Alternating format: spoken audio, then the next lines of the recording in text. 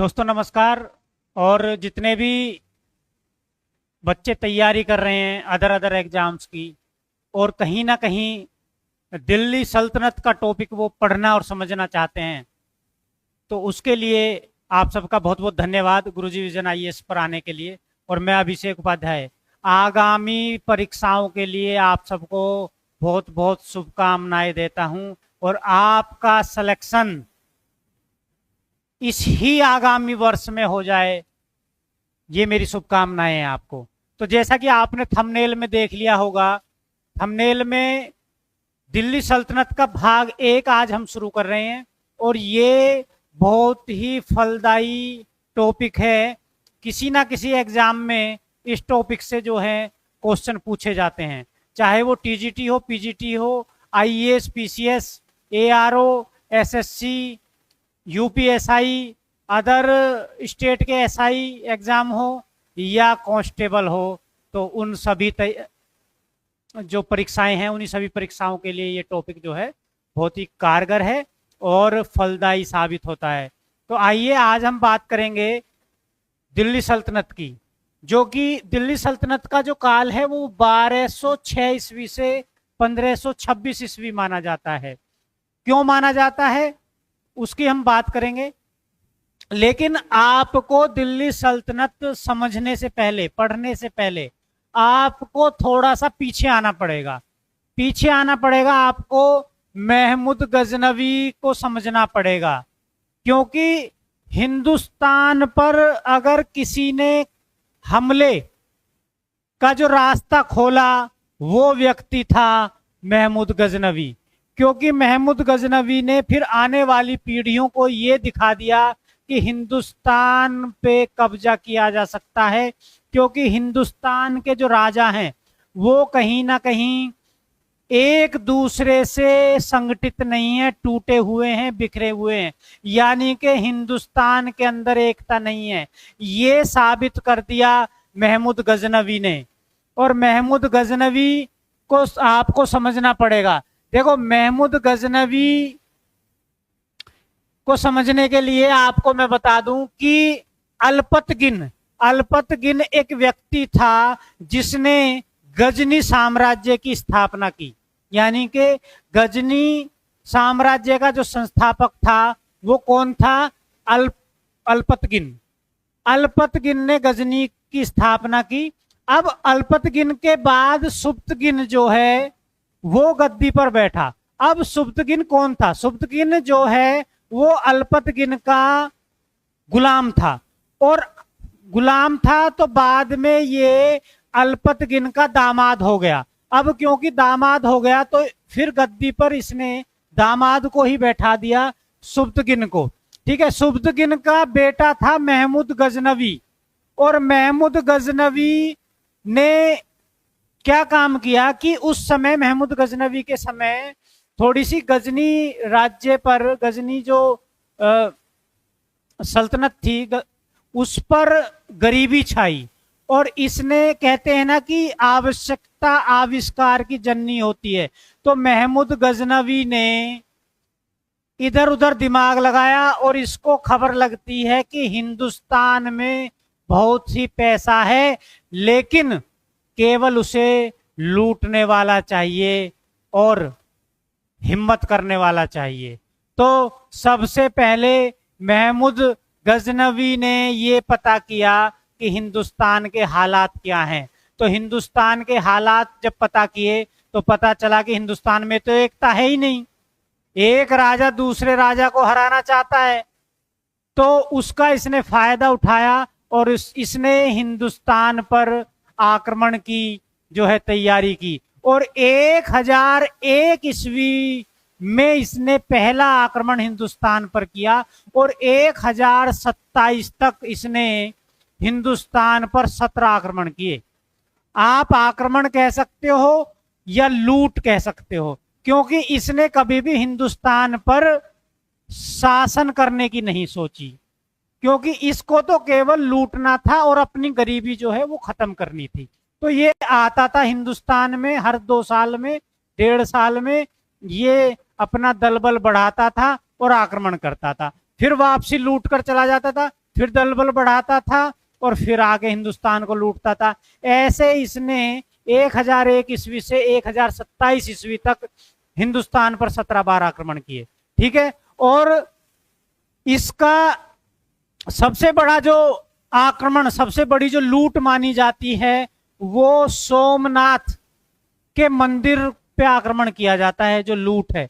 क्योंकि सोमनाथ के मंदिर पर 1025 में इसने आक्रमण किया और वहां से यदि आज की बात करें तो करोड़ों अरबों का जो सोना चांदी हीरा मोती वो सब लूट कर ये ले गया। और मैं आपको बता दूं, हिंदुस्तान में जो सोमनाथ लूटा गया वो ऐसे ही नहीं लूटा गया।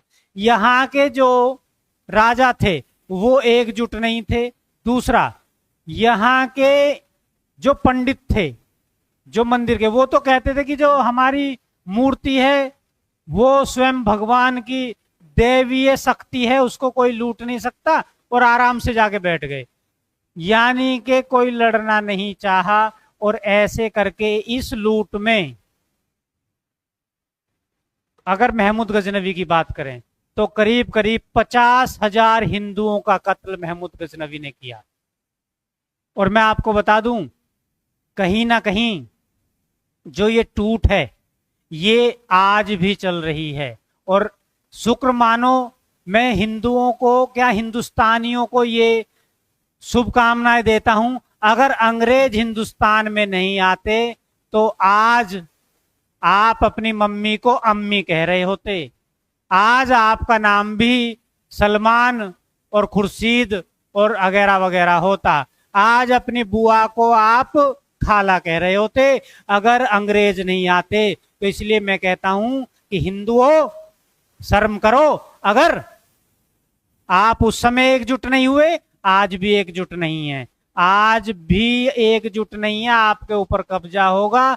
उस समय आप आक्रमणकर्ता जो थे उनको नहीं रोक पाए, और आज भी आप एकजुट नहीं है। ये तो आप शुक्र मानो अंग्रेजों का कि अंग्रेज अगर हिंदुस्तान पे नहीं आते तो आज हिंदुस्तान भी इस्लामिक कंट्री होता। ध्यान रखना। आइए अपने टॉपिक पे आते हैं। ठीक है, तो सोमनाथ को 1025 ईस्वी में जो है वो महमूद गजनवी ने लूटा। इस प्रकार 17 आक्रमण या 17 लूट आप कह सकते हो, 17 लूट महमूद गजनवी ने हिंदुस्तान में की। और इसका जो अंतिम आक्रमण था वो जाट जाति पर था 1027 ईस्वी में। और मैं आपको समझाई, उस कहानी को आप समझें, दिमाग में बैठाएं चीजों को, और घबराने की बिल्कुल जरूरत नहीं है। मैं कहता हूं कि कुछ लोग ये कहते हैं कि नसीब जो है, नसीब से नौकरी लगती है। मैं उन लोगों को बता दूं कि जो लोग ये कहते हैं कि नसीब से नौकरी लगती है, हाथों की रेखाएं हाथों में होती हैं नसीब की, तो मैं आपको बता दूं, यदि कोई ऐसे व्यक्ति आपका मनोबल गिराता है तो वो मेरी नजर में बिल्कुल ही बेकार आदमी है। क्योंकि आपने देखा होगा जो दिव्यांग होते हैं वो आईएएस बने, जिसके हाथ ही नहीं थे दोनों, या एक हाथ कटा था। ऐसे भी हैं जो जिनके दोनों हाथ कटे हैं, एक दो उंगली हाथों में बची हैं, दोनों पैर कटे हैं, वो आईएएस बने। इसका मतलब उनके तो हाथ ही नहीं थे, तो उनके तो नसीब ही नहीं होना चाहिए था, उनके हाथों में तो रेखाएं नहीं होनी चाहिए थी, वो तो आईएएस ही नहीं बनना चाहिए था। तो जो हाथ कटा व्यक्ति भी यदि आईएएस बन सकता है तो आप क्यों नहीं बन सकते हैं? आप आईएएस क्यों नहीं बन सकते हैं? आप पीसीएस क्यों नहीं बन सकते हैं? आप शिक्षक क्यों नहीं बन सकते हैं? आप एसआई क्यों नहीं बन सकते हैं? आप कांस्टेबल क्यों नहीं बन सकते हैं? तो मेरी नजर में बिल्कुल ही नालायक व्यक्ति है और हरामी व्यक्ति है अगर कोई नसीब की बात करता है। वो आपका, ये समझ लेना कि वो आपका मनोबल गिरा रहा है। अगर कोई ऐसी व्यक्ति बात करता है तो समझ लेना ये आपका मनोबल गिराने की बात कर रहा है, और आपको ऐसे व्यक्ति से दूर रहना है। क्योंकि नसीब तो बनाया जाता है, लकीरें तो खींची जाती हैं, और वो खींची जाती हैं मेहनत से, लगन से। यदि आप आपने देखा होगा आईएएस बनने के लिए 10 लाख फॉर्म भरे जाते हैं, लेकिन उस 10 लाख में से केवल 50,000 ही मेहनत करते हैं। 1,000 वैकेंसियां होती हैं, उस 50,000 में से ही 1,000 लोग चुने जाते हैं।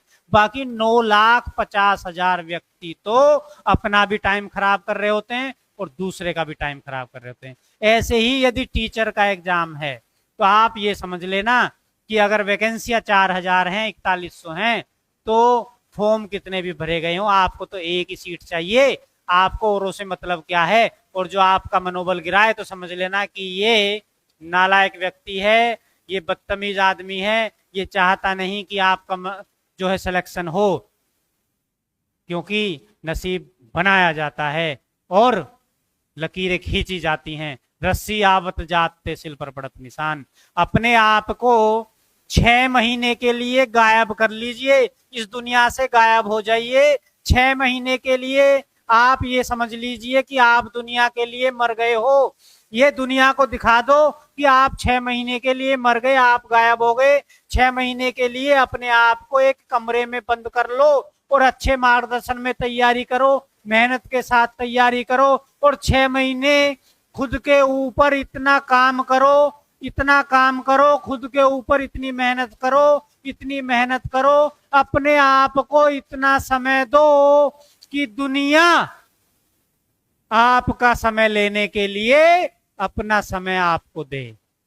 इन्हीं शब्दों के साथ दोस्तों, मेरे बच्चों, बहुत बहुत शुभकामनाएं और चैनल को सब्सक्राइब जरूर कर लेना। अगर किसी बच्चे को पैसे की दिक्कत हो तो मुझे अपना नंबर कमेंट में भेजे, उसको जो मदद होगी वो अभिषेक उपाध्याय करेगा, गुरुजी विजन आईएएस करेगा। और ऐसा नहीं है कि पैसे नहीं है तो आप कोचिंग नहीं कर पाओगे। आप ये ध्यान रखना कि सेल्फ स्टडी से भी सिलेक्शन होते हैं और आपको सेल्फ स्टडी के लिए सिलेबस हम देंगे। अब गुरुजी विजन आईएएस देगा, अभिषेक उपाध्याय आपको सिलेबस देगा यदि आपके पास पैसे नहीं हैं। और ध्यान रखना, आप मुझे बताइए कि मेरे पास पैसे नहीं है, हम आपकी तैयारी कराएंगे और बस हमको मेहनती बच्चा चाहिए, आपका सिलेक्शन चाहिए। कभी भी मनोबल डाउन नहीं करना कि बस मेरे पास पैसे नहीं है तो मैं आईएएस नहीं बन पाऊंगा, मैं पीसीएस नहीं बन पाऊंगा, मैं टीचर नहीं बन पाऊंगा, या मैं कोई भी नौकरी नहीं ले पाऊंगा, मैं कांस्टेबल तक नहीं बन पाऊंगा। आपको जिस भी नौकरी के लिए सिलेबस चाहिए और आप असमर्थ हैं तो गुरुजी विजन आईएएस आपको देगा। और जो बच्चे ज्यादा पैसा खर्च नहीं कर सकते, कम पैसे हैं, वो गुरुजी विजन आईएएस की ऐप पर जाकर बहुत ही कम पैसे में सिलेबस खरीद सकते हैं। और मैं अपने YouTube चैनल पर एक एक टॉपिक आपको पढ़ा ही रहा हूं और मैं चैलेंज करता हूं उन कोचिंग देने वालों को जो व्यवसाय जिन्होंने बना रखा है, जो महंगा महंगा सिलेबस बेच रहे हैं, मैं उनको चैलेंज करता हूं कि हम देंगे सस्ता सिलेबस आपको, आपको घबराने की जरूरत नहीं है बिल्कुल भी। और इन्हीं शब्दों के साथ मैं आप सबको शुभकामनाएं देता हूं। चैनल को सब्सक्राइब जरूर कर लेना। जय हिंद, जय भारत।